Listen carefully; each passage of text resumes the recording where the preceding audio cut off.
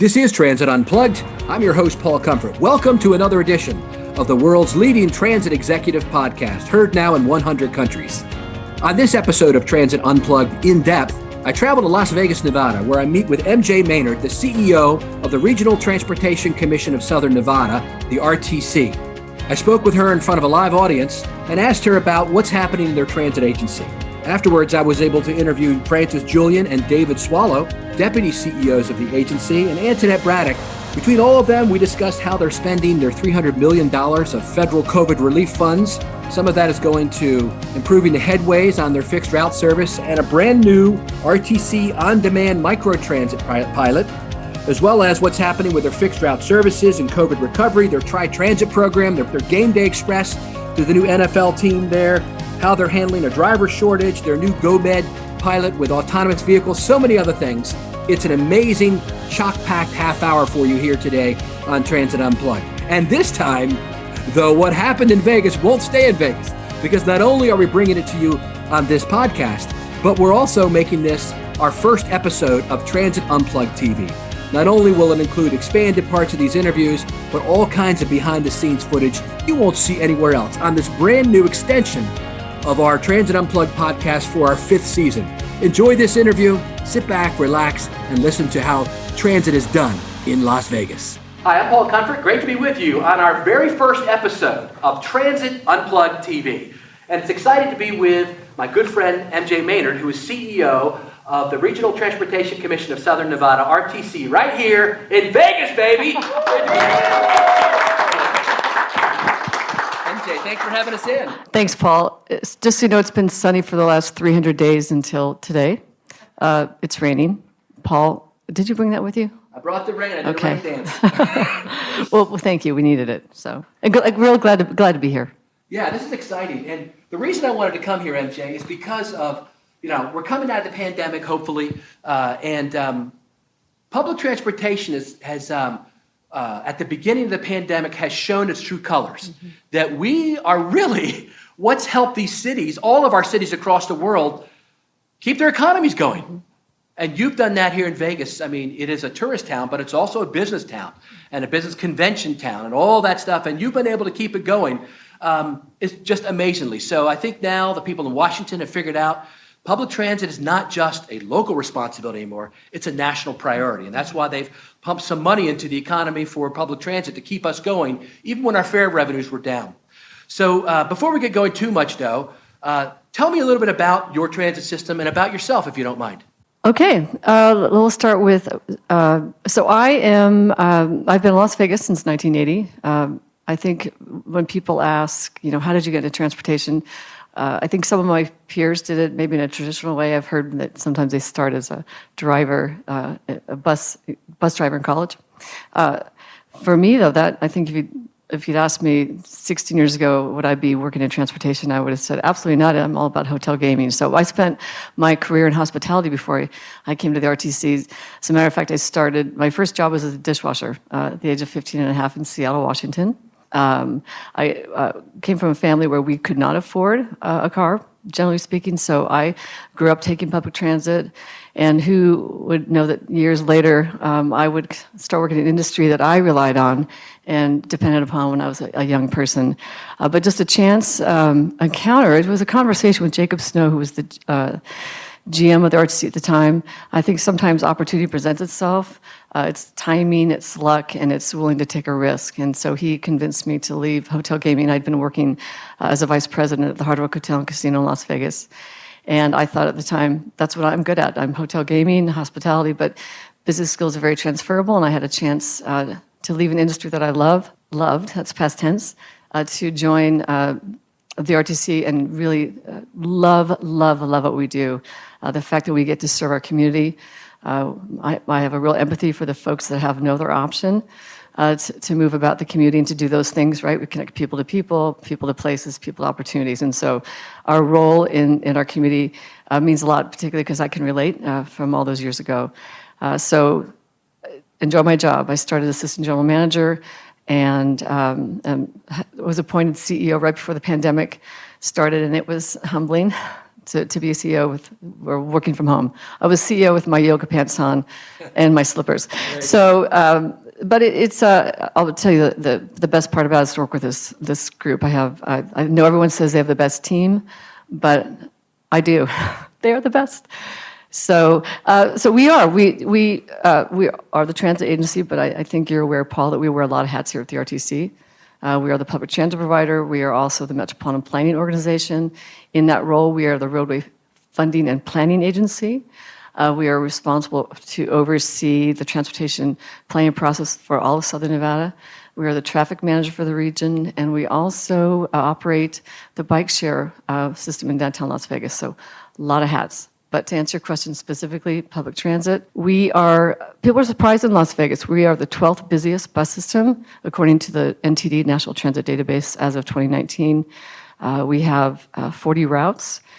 We have between paratransit and transit, over 800 buses. We are bus mode only. According to the 2019 NTD, we're also the most efficient bus system in the U.S. I'm glad you mentioned that. We have the lowest subsidy. I think it's $1.74 as of 2019, and the lowest operating cost per passenger of $2.74 per passenger. And our fare box ratio used to be a lot higher pre-pandemic, but I think right now we're number 2 in our fare box recovery. It's almost 37%. And we move a lot of people. 65 million boardings or passengers took fixed route pre-pandemic. Even during the pandemic, we moved 56 million customers. And what you are exactly right. What did we learn from the pandemic? That we keep the economy going, right? And we move a lot of essential workers. In Las Vegas, hospitality is our economic engine. And so we, as a resort town, we have 3 distinct shifts. So our system operates 24/7. We are as busy sometime on the graveyard shift as we are during the day. Our weekend service and transit is just as busy, if not busier, than the weekday service. So we're very different than our peers, cities. We don't have that typical white-collar commuter that goes to work in the morning. We take them into the city, and then in the afternoon or early evening, we take them back home. We have a sort of a bell curve kind of service, and so we are busy. Move a lot in a fixed route paratransit. We provide senior services and service for our veterans. That's great. And you have America's first autonomous vehicles. We were part of it. It was definitely, we played a role in that, but City of Las Vegas, Keolis, and AAA, it was definitely collaborative effort. Yep. But you came here to see it. I got to be here, part of it. Yeah, it was great. Yeah, it was. And we are still working in the autonomous vehicle space. We received a build grant a couple of years ago, and so we are going to be introducing a autonomous vehicle shuttle that runs from downtown Las Vegas at our Bonneville Transit Center. It's our busiest hub, through the City of Las Vegas into their medical district. And you'll talk to the team later, but we're kind of knee deep in that. This year, we'll actually be working on procuring the vehicles and getting the testing done. So we were talking about how Washington now has stepped up to the plate, and they helped you all, a lot of cities in America, make up for that lost revenue when riderships went down due to government-mandated shutdowns, even though you kept your ridership pretty high here. Tell us about all those 3 levels of fund, the CARE Act and the CRISA Act, the ARPA Act, and what are you doing with those monies? That's a big reason why I wanted to come here, because you are doing some amazing things with that money. Well, first and foremost, the money was, Christmas in, March, April. It was, I think every transit agency, the pandemic, there's such an impact financially, but for the RTC, pre-pandemic, we were already facing a fiscal deficit in our transit fund.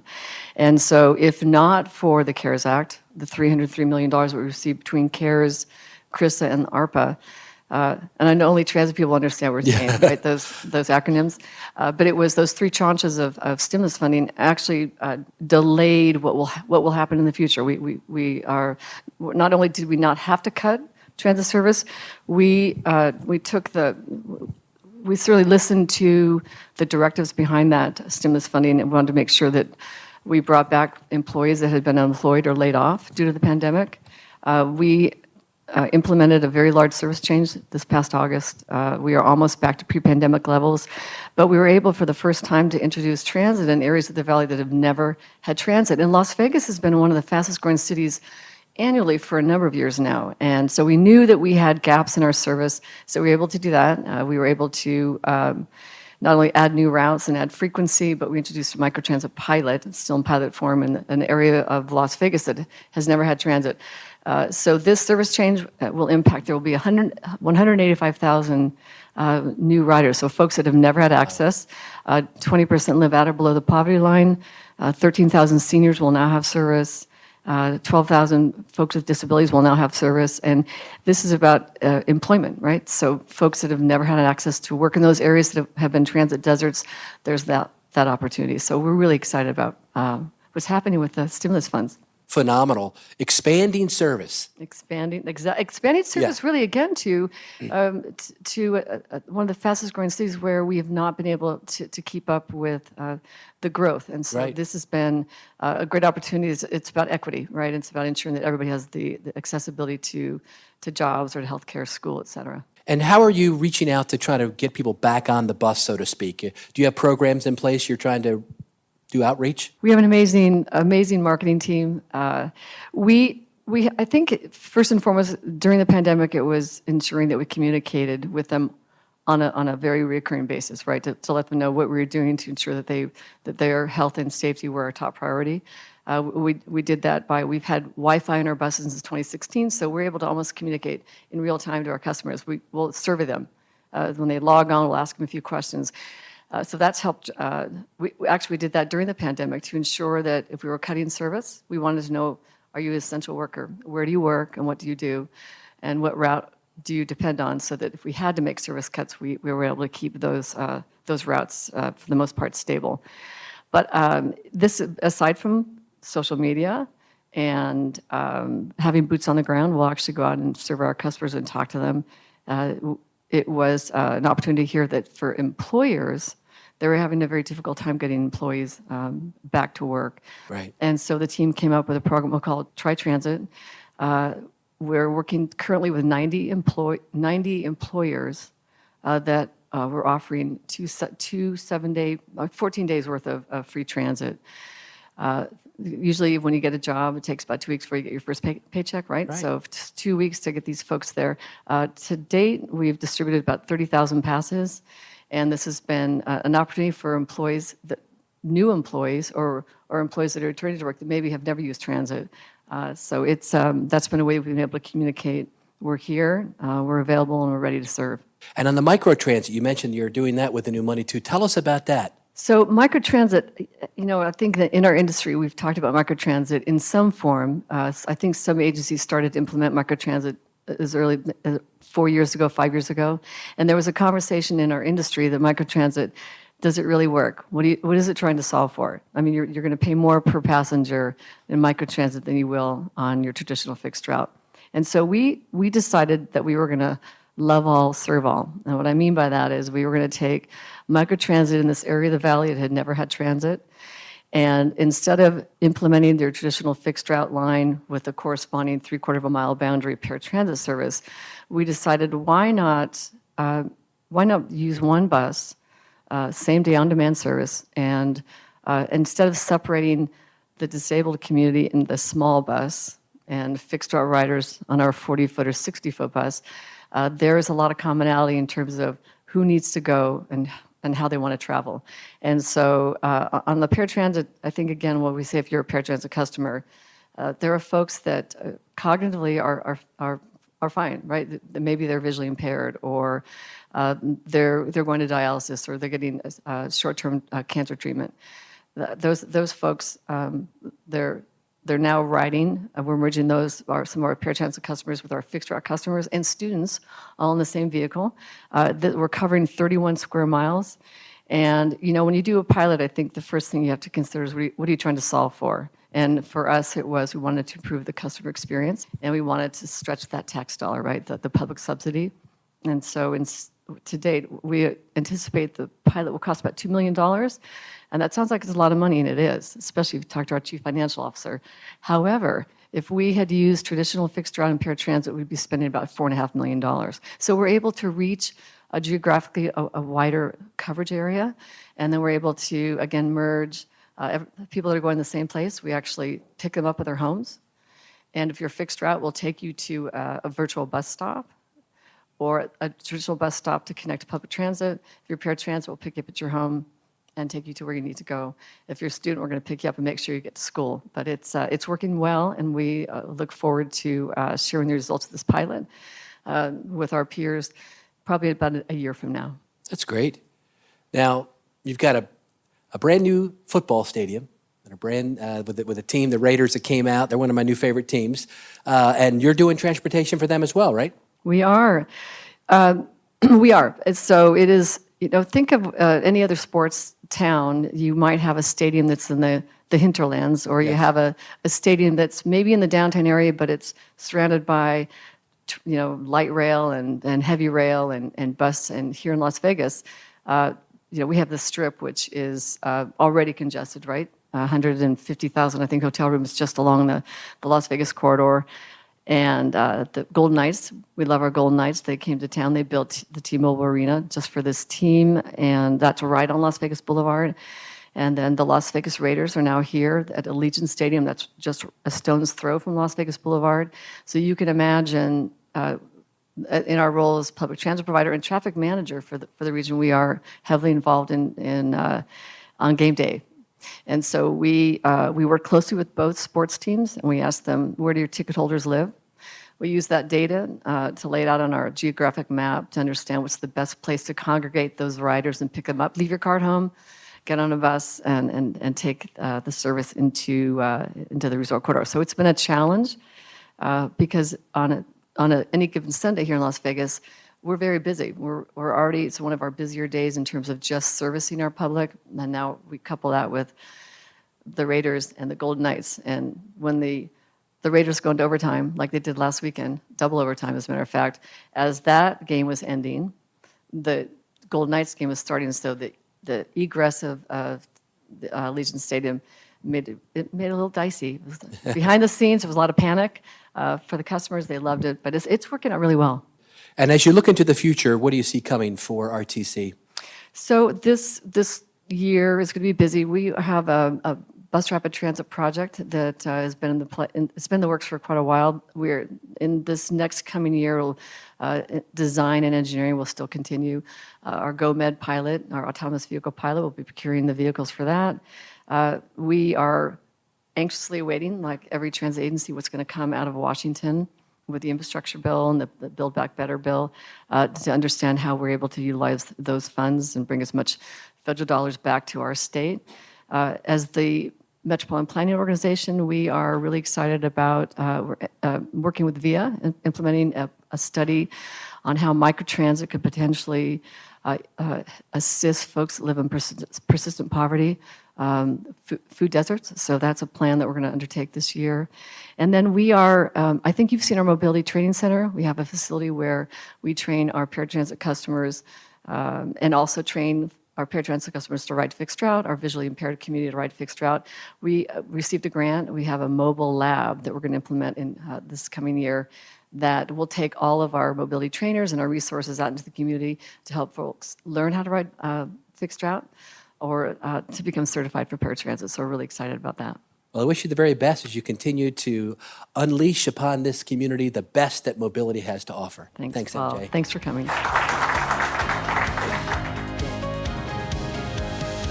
All right, I'm with Francis Julien, Deputy CEO here at Las Vegas's RTC, outside of your administrative headquarters. Thanks for being with us.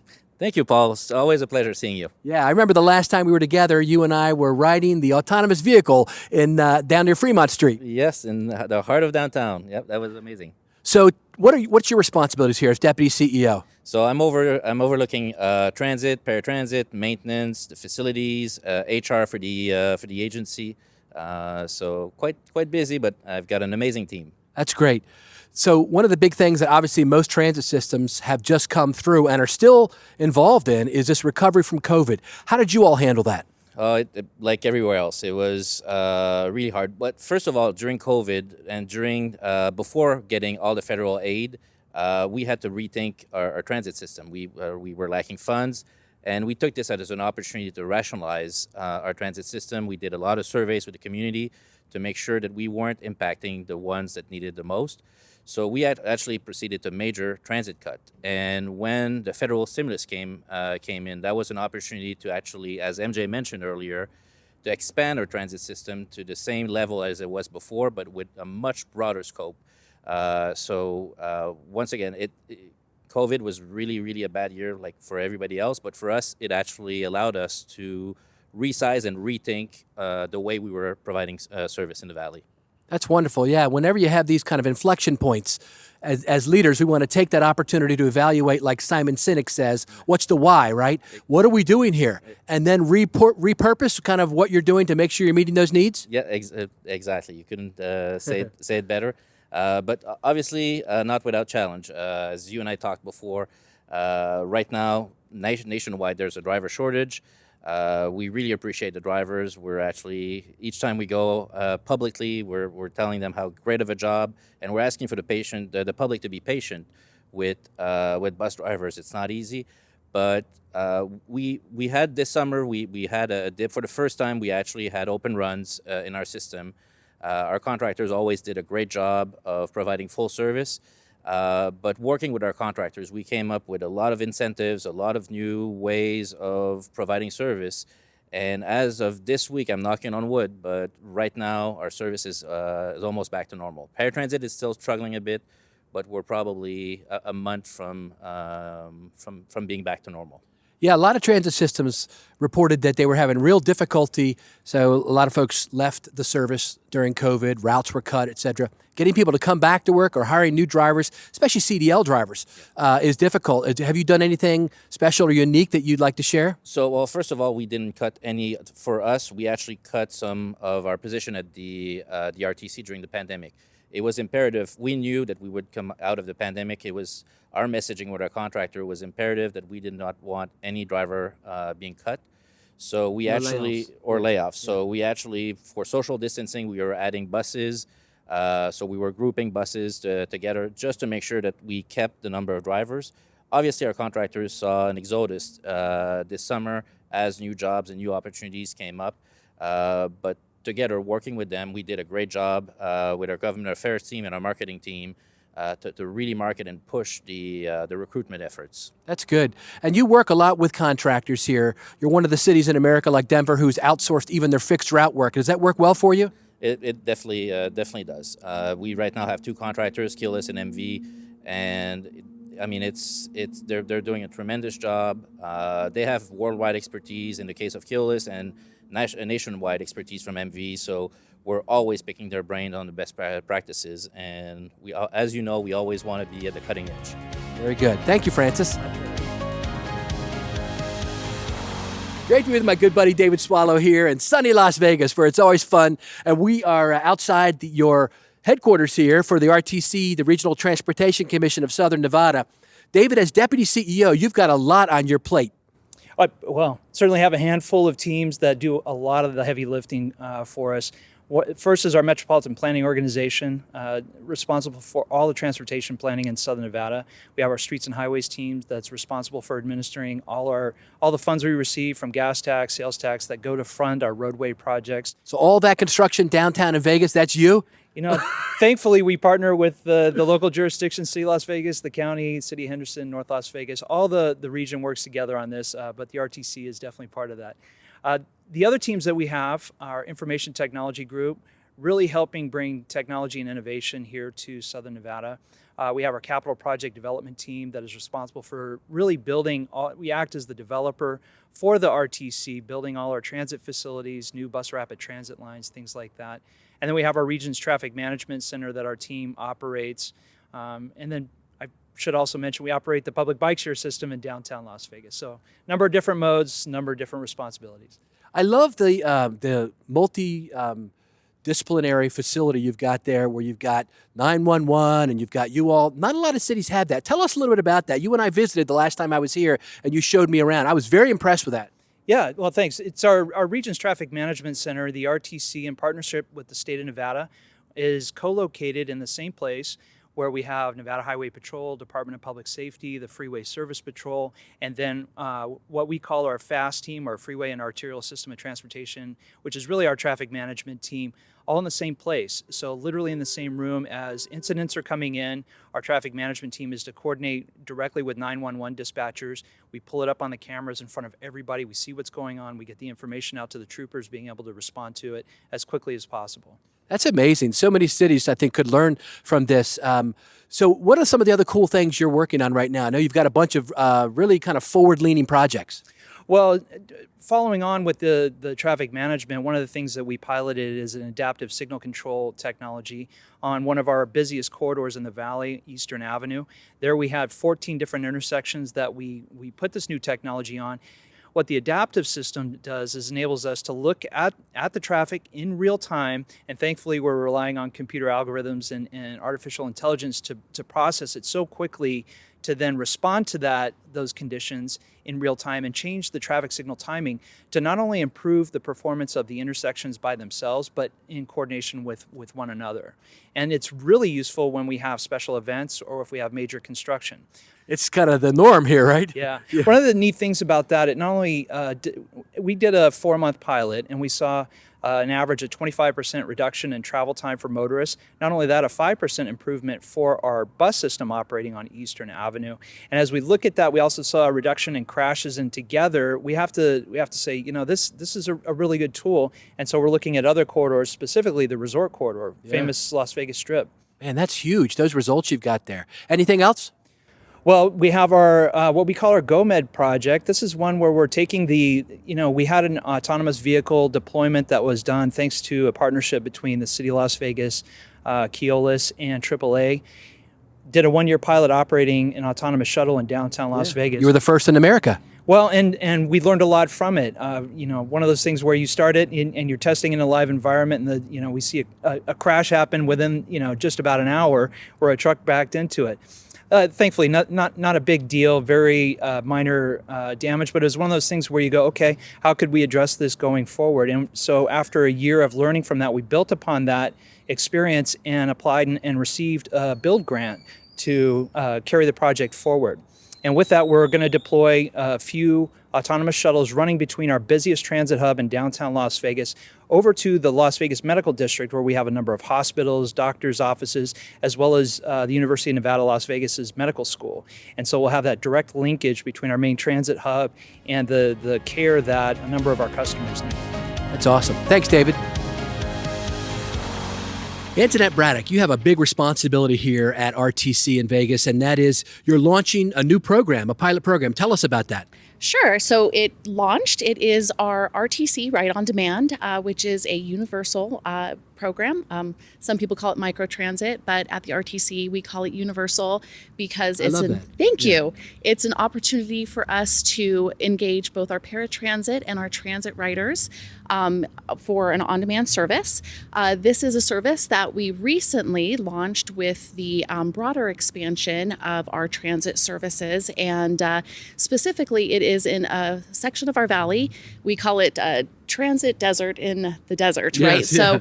So it's historically been an underserved transit section of our valley, and so we have now launched this service. So, awesome. Tell us how it works. Yeah, absolutely. So it is a on-demand service where both our paratransit and our transit customers can either at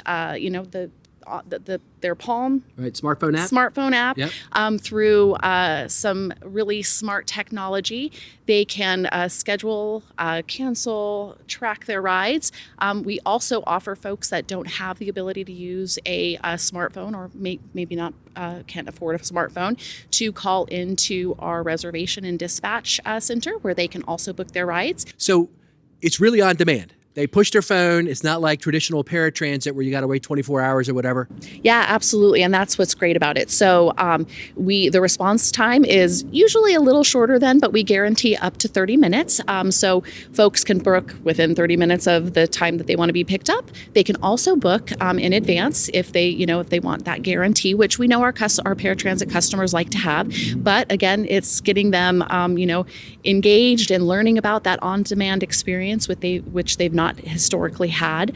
And then for our paratransit customers, it allows them to travel within our broader paratransit service area. And for our fixed route customers, it allows them to go into different virtual stops within the microtransit zone, or it allows them connect to bus stops so that they can go out into the broader transit service area. Okay, so like the traditional, what they call the first mile, last mile solution. Essentially, yes, yeah. That's excellent. Well, good luck with that pilot. Let us know how it goes. Thank you, we'd love to. Thank you for listening to this week's episode of Transit Unplugged in Depth. A special thanks to MJ Maynard, Francis Julien, David Swallow, and Antonette Braddock, and everyone at RTC for hosting Paul and a really great session on all the innovations and work they're doing to make transit equitable and accessible for everyone. If you have a comment, question, feedback, or would like to be a guest on Transit Unplugged, feel free to email us anytime at info@transitunplugged.com. So until next week, ride safe and ride happy.